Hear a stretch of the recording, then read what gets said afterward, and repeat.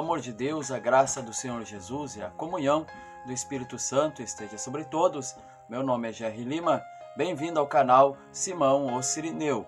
Deixa o like, compartilha, ativa o sininho, dessa forma nós vamos divulgando o Evangelho, pregando, orando, intercedendo, alcançando outras vidas e assim Jesus vai abençoar. Hoje nós iremos abordar sobre a passagem bíblica de Jesus, ele atravessando o mar de Tiberíades, o mar da Galileia, com os discípulos. É uma passagem bastante conhecida, mas é muito interessante para nós extrairmos alguns pontos e que edificam a nossa vida. A Bíblia diz que depois de Jesus ministrar para uma multidão, é interessante que Jesus estava num dos barcos e ele disse para os discípulos que iria atravessar o mar.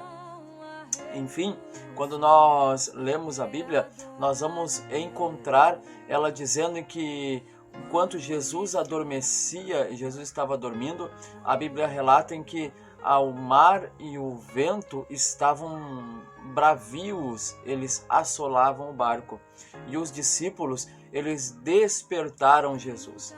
Quando eles despertaram Jesus, a Bíblia vai relatar naquele instante, dizendo que eles acordam Jesus dizendo: Mestre, nos ajuda, desperta, não te importa que nós pereçamos?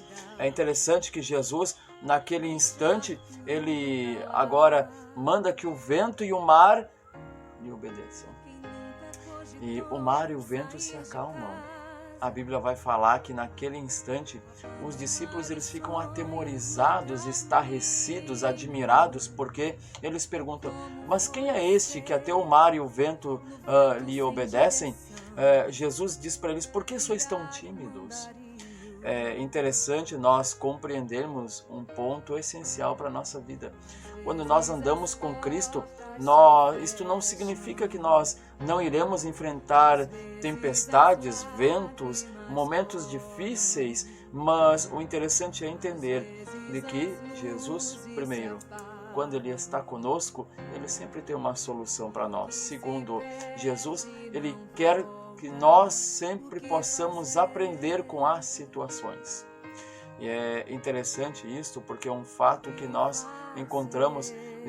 Deus disse para Josué, ele disse assim: não temas, porque eu sou contigo.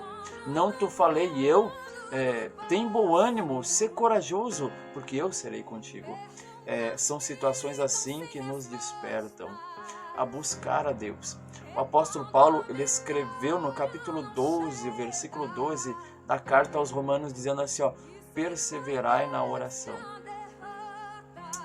É interessante esta palavra porque ela nos convida a buscar a Deus.